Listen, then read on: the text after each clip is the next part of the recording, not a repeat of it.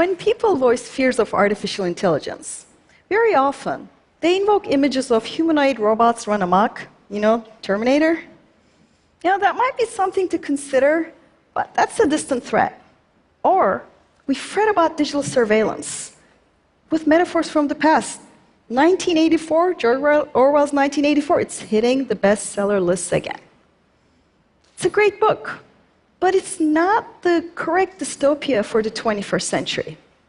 What we need to fear most is not what artificial intelligence will do to us on its own, but how the people in power will use artificial intelligence to control us and to manipulate us in novel, sometimes hidden, subtle, and unexpected ways.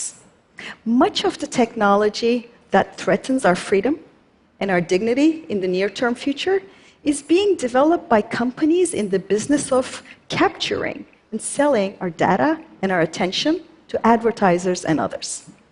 Facebook, Google, Amazon, Alibaba, Tencent. Now, artificial intelligence has started bolstering their business as well. And it may seem like artificial intelligence is just the next thing after online ads. It's not. It's a jump in category. It's a whole different world. And it has great potential. It could accelerate our understanding of many areas of study and research. But to paraphrase a famous Hollywood philosopher, with prodigious potential come prodigious risk. Now let's look at a basic fact of our digital lives, online ads, right? We kind of dismiss them. They seem crude and ineffective. We've all had the experience of being followed on the web by an ad based on something we searched or read. You look up a pair of boots, and for a week, those boots are following you around everywhere you go. Even after you come and buy them, they're still following you around. We're kind of inured to that kind of basic, cheap manipulation. We roll our eyes and we think, you know what? These things don't work. Except online, the digital technologies are not just ads. Now, to understand that, let's think of a physical world example. You know how at the checkout counters near supermarkets, near the cashier, there's candy and gum at the eye level of kids? Now, that's designed to make them whine at their parents, just as the parents are about to sort of check out. Now, that's a persuasion architecture. It's not nice, but it kind of works. That's why you see it in every supermarket. Now, in the physical world, such persuasion architectures are kind of limited because you can only put so many things by the cashier, right? And the candy and gum, it's the same for everyone, even though it mostly works only for people who have whiny little humans beside them. In the physical world, we live with those limitations. In the digital world, though, persuasion architectures can be built at the scale of billions, and they can target, infer, understand, and be deployed at individuals one by figuring out your weaknesses. And they can be sent to everyone's phone private screen, so it's not visible to us. And that's different. And that's just one of the basic things that artificial intelligence can do. Now let's take an example. Let's say you want to sell plane tickets to Vegas, right? So in the old world, you'd think of some demographics to target based on experience and what you can guess. You might try to advertise to men between the ages of 25 and 35, or people who have a high limit on their credit card, or retired couples, right? That's what you would do in the past. With big data and machine learning, that's not how it works anymore. So to imagine that, think of all the data that Facebook has on you. Every status update you ever typed, every messenger conversation, every place you logged in from, all your photographs that you uploaded there. If you start typing something and change your mind and delete it, Facebook keeps those and analyzes them too. Increasingly, it tries to match you with your offline data. It also purchases a lot of data from data brokers. It could be everything from your financial records to a good chunk of your browsing history, right? In the US, such data is routinely collected, collated, and sold. In Europe, they have tougher rules. So what happens then is, by churning through all that data, these machine learning algorithms, that's why they're called learning algorithms, they learn to understand the characteristics of people who purchased tickets to Vegas before. When they learn this from existing data, they also learn how to apply this to new people. So if they're presented with a new person, they can classify whether that person is likely to buy a ticket to Vegas or not. Fine. You're thinking an offer to buy tickets to Vegas. I can ignore that. But the problem isn't that. The problem is we no longer really understand how these complex algorithms work. We don't understand how they're doing this categorization. It's giant matrices, thousands of rows and columns, maybe millions of rows and columns. And not the programmers, and not anybody who looks at it, even if you have all the data, understand anymore how exactly it's operating, any more than you'd know what I was thinking right now if you were shown a cross-section of my brain. It's like we're not programming anymore, we're growing intelligence that we don't truly understand. And these things only work if there's an enormous amount of data. So they also encourage deep surveillance on all of us so that the machine learning algorithms can work. That's why Facebook wants to collect all the data it can about you. The algorithms work better. So let's push that Vegas example a bit. What if the system that we do not understand was picking up that it's easier to sell Vegas tickets to people who are bipolar and about to enter the manic phase? Such people tend to become overspenders, compulsive gamblers. They could do this, and you'd have no clue that's what they were picking up on. I gave this example to a bunch of computer scientists once, and afterwards, one of them came up to me. He was troubled, and he said, "That's why I couldn't publish it." I was like, "Couldn't publish what?" He had tried to see whether you can indeed figure out the onset of mania from social media posts before clinical symptoms. And it had worked. And it had worked very well. And he had no idea how it worked or what it was picking up on. Now, the problem isn't solved if he doesn't publish it, because there are already companies that are developing this kind of technology, and a lot of the stuff is just off the shelf. This is not very difficult anymore. Do you ever go on YouTube meaning to watch one video, and an hour later you watch 27? You know how YouTube has this column on the right that says up next, and it autoplays something? It's an algorithm picking what it thinks that you might be interested in and maybe not find on your own. It's not a human editor. It's what algorithms do. It picks up on what you have watched and what people like you have watched and infers that that must be what you're interested in, what you want more of, and just shows you more. Sounds like a benign and useful feature, except when it isn't. So in 2016, I attended rallies of then-candidate Donald Trump to study, as a scholar, the movement supporting him. I study social movements, so I was studying it too. And then I wanted to write something about one of his rallies, so I watched it a few times on YouTube. YouTube started recommending to me and autoplaying to me white supremacist videos in increasing order of extremism. If I watched one, it served up one even more extreme and autoplay that one too. If you watch Hillary Clinton or Bernie Sanders content, YouTube recommends and autoplays conspiracy left, and it goes downhill from there. Well, you might be thinking this is politics, but it's not. This isn't about politics. It's just the algorithm figuring out human behavior. I once watched a video about vegetarianism on YouTube, and YouTube recommended and autoplayed a video about being vegan. It's like you're never hardcore enough for YouTube. So what's going on? Now, YouTube's algorithm is proprietary, but here's what I think is going on. The algorithm has figured out that if you can entice people into thinking that you can show them something more hardcore, they're more likely to stay on the site, watching video after video going down that rabbit hole while Google serves them ads.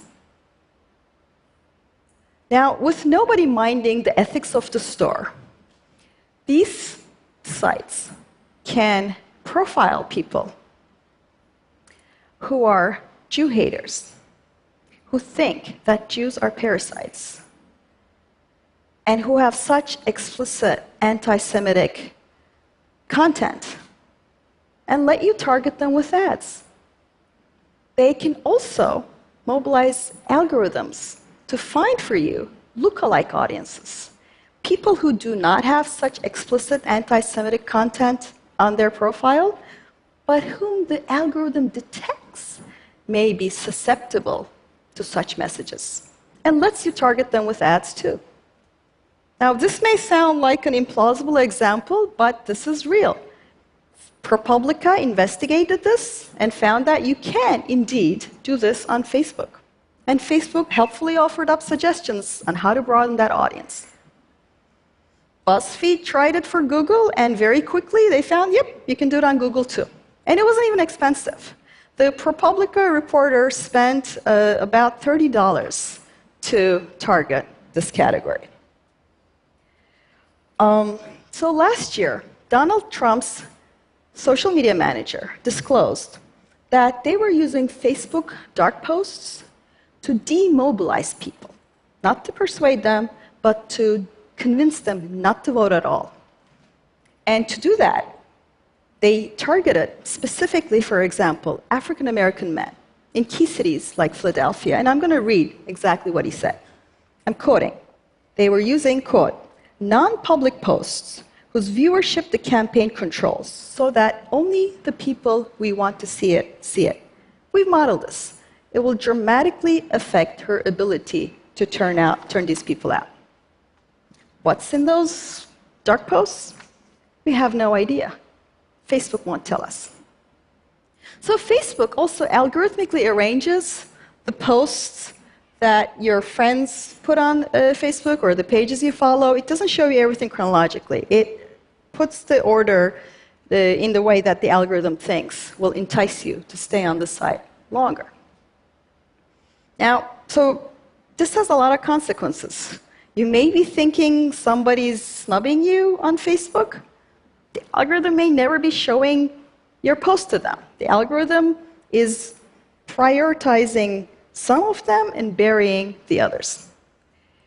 Experiments show that what the algorithm picks to show you can affect your emotions. But that's not all. It also affects political behavior. So in 2010, in the midterm elections, Facebook did an experiment on 61 million people in the US. That was disclosed after the fact. So some people were shown today's election day, the simpler one, and some people were shown the one with that tiny tweak with those little thumbnails of your friends who clicked on I voted. This simple tweak. Okay, so the pictures were the only change, and that post, shown just once, turned out an additional 340,000 voters in that election, according to this research, as confirmed by the voter rolls. A fluke? No, because in 2012, they repeated the same experiment. And that time, that civic message, shown just once, turned out an additional 270,000 voters. For reference, the 2016 US presidential election was decided by about 100,000 votes.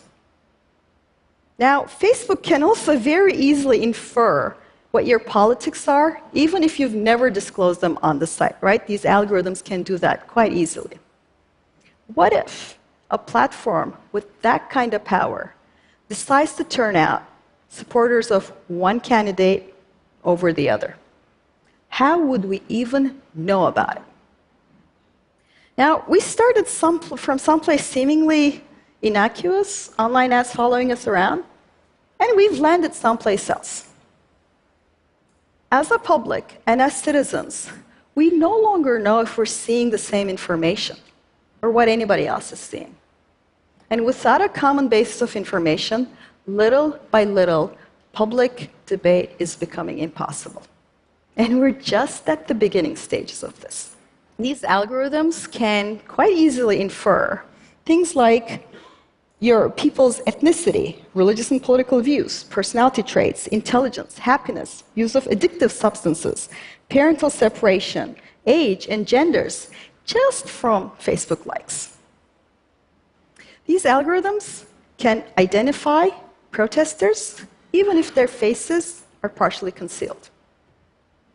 These algorithms may be able to detect people's sexual orientation just from their dating profile pictures. Now, these are probabilistic guesses, so they're not going to be 100% right.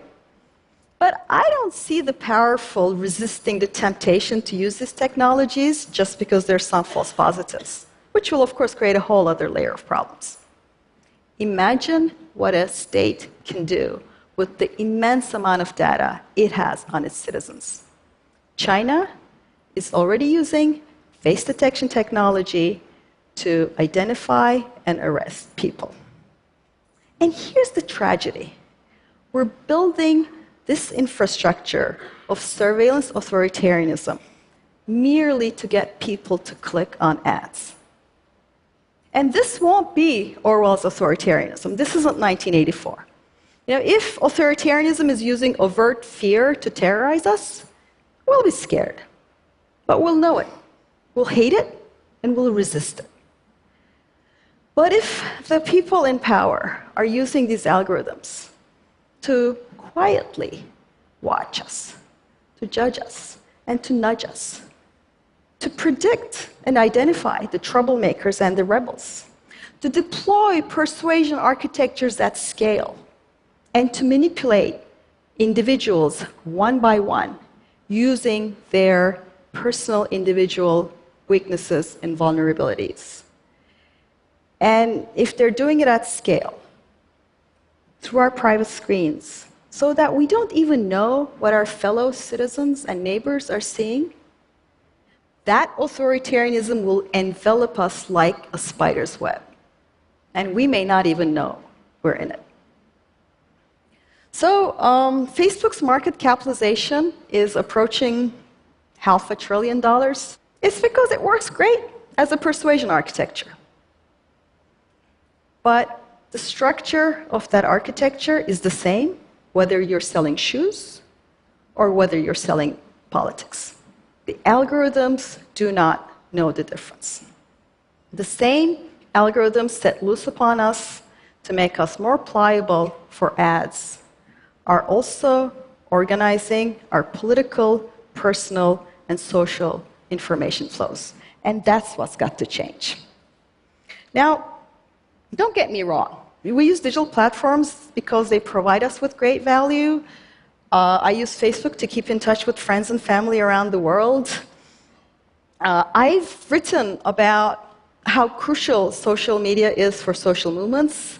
I have studied how these technologies can be used to circumvent censorship around the world. But it's not that the people who run, Facebook or Google are maliciously and deliberately trying to make the country or the world more polarized and encourage extremism. I read the many well-intentioned statements that these people put out, but it's not the intent or the statements people in technology make that matter. It's the structures and business models they're building. And that's the core of the problem. Either Facebook is a giant con of $500 billion, and ads don't work on the site, that it doesn't work as a persuasion architecture, or its power of influence is of great concern. It's either one or the other. It's similar for Google, too. So, what can we do? This needs to change. Now, I can't offer a simple recipe because we need to restructure the whole way our digital technology operates. Everything from the way technology is developed to the way the incentives, economic and otherwise, are built into the system. We have to face and try to deal with the lack of transparency created by the proprietary algorithms, the structural challenge of machine learning's opacity, all this indiscriminate data that's being collected about us. We have a big task in front of us. We have to mobilize our technology, our creativity, and yes, our politics, so that we can build artificial intelligence that supports us in our human goals, but that is also constrained by our human values. And I understand this won't be easy.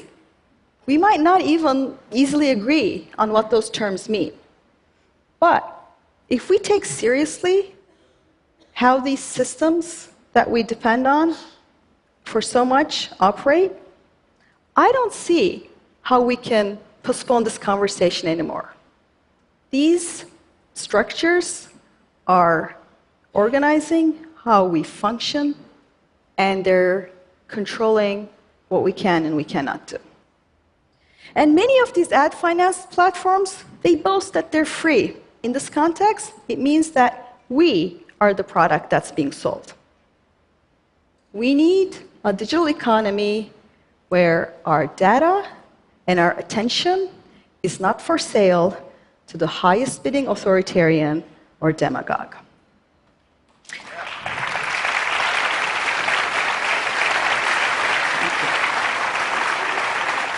So, to go back to that Hollywood paraphrase, we do want the prodigious potential of artificial intelligence and digital technology to blossom. But for that, we must face its prodigious menace, open-eyed and now. Thank you.